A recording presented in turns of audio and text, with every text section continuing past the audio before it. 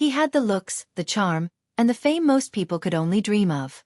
But behind that golden smile and perfect Hollywood image, Troy Donahue was living a life filled with heartbreak, addiction, and secrets he couldn't share until decades later.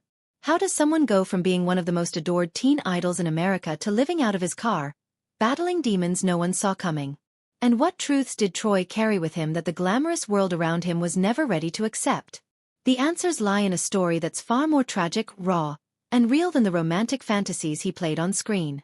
Born Merle Johnson Jr. on January 27, 1936, in New York City, Troy came from a world of comfort and opportunity. His father was a respected corporate executive, and his mother had her roots in the stage, sparking his early love for acting. Despite enrolling at Columbia University to study journalism, the pull of Hollywood was too strong. With his dashing features and natural magnetism, it wasn't long before he was noticed.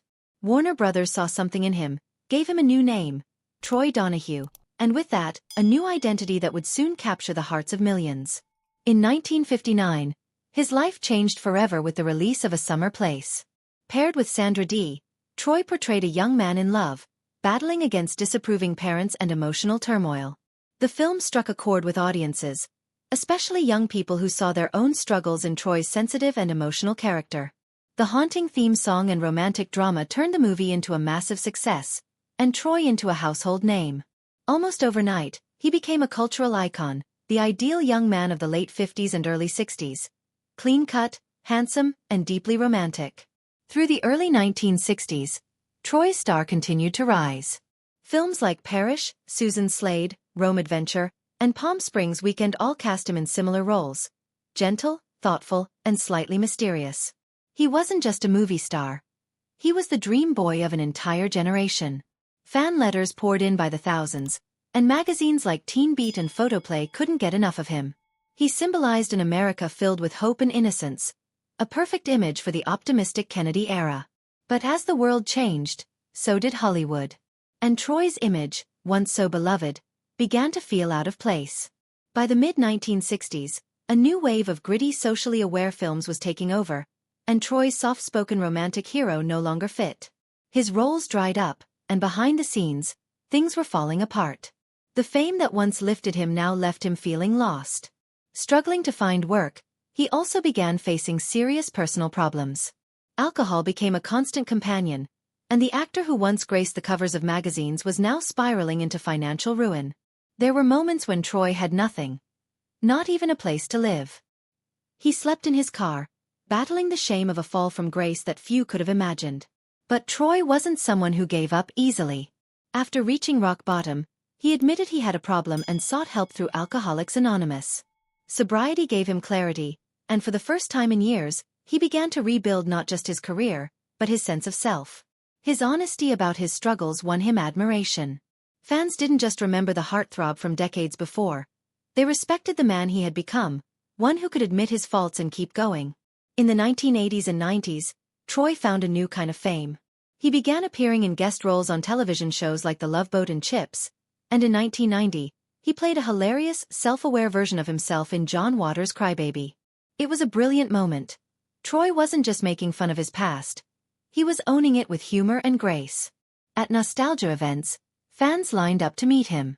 They remembered his movies, but they also admired the person behind the screen, the one who had survived the worst and was still standing.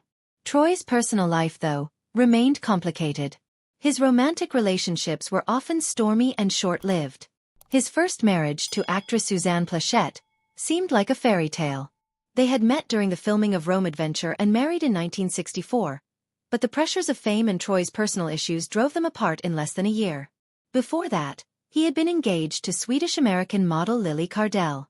That relationship ended in scandal when she accused him of assault, a shocking blow to his carefully crafted clean-cut image. It added fuel to rumors that Troy's private life was much darker than it appeared. His second marriage to actress Valerie Allen in 1966 also ended badly, with claims of emotional cruelty. By the time he married Alma Sharp in 1969, Troy was already retreating from the spotlight. Alma was not a celebrity, and for a time, it seemed she brought him stability. But the marriage didn't last. His fourth marriage to Vicki Taylor followed a similar pattern. Brief, distant, and ultimately unsuccessful. Love, it seemed, was always just out of reach for Troy. In his later years, though, he found companionship in Jen Chow, an opera singer whose calm and kindness brought Troy much-needed peace. They never married, but their bond was deep. Troy also experienced something unexpected and powerful. He reconnected with a son he never knew he had. In 1969, during one of the most turbulent periods of his life, he fathered a child named Sean. They didn't meet until years later, but when they did, it was life-changing. For Troy, it was a second chance, a connection that helped heal old wounds and offered a sense of meaning beyond the screen. There was one more chapter of Troy's life that remained mostly hidden for decades. During the 1990s, as the world began slowly confronting the long history of LGBTQ+ discrimination in Hollywood, Troy opened up in rare interviews. He revealed that he had relationships with several gay actors in the 1950s and 1960s. Men who, like him, had to live behind masks to protect their careers. One of those men was Anthony Perkins, the legendary star of Psycho. Troy described their bond as both passionate and deeply secret, full of fear and isolation in a time when even a whisper of the truth could destroy everything. He also spoke, more cautiously, about Rock Hudson, the ultimate symbol of Hollywood masculinity. Troy hinted that their relationship was brief but meaningful, shaped by the intense need to hide. These stories weren't shared for shock value. They were part of Troy's attempt to reclaim his truth and to acknowledge the pain that came with living in silence for so long. His openness was brave, and it gave voice to a generation of actors who never got the chance to speak freely. On August 30, 2001, Troy's heart gave out. He suffered a massive heart attack at his apartment in Santa Monica. Doctors acted quickly, performing an emergency angioplasty. For a moment, it seemed like he might pull through. But just hours later, he suffered another attack, and on September 1st, he underwent bypass surgery. Despite all efforts, his body couldn't recover.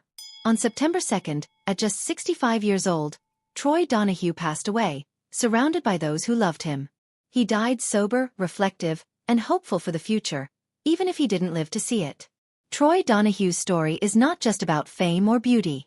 It's about a man who was handed a dream and then had to fight to survive its collapse. It's about a heartthrob who faced heartbreak of his own, a symbol of innocence who carried deep pain, and a public figure who finally found the courage to share his private truth. In the end, he was more than a Hollywood star. He was a survivor. And that, more than anything, is why his legacy still matters. If you were moved by this story and want to hear more untold truths from Hollywood's past, don't forget to like this video and subscribe to our channel. We've got many more real stories coming your way.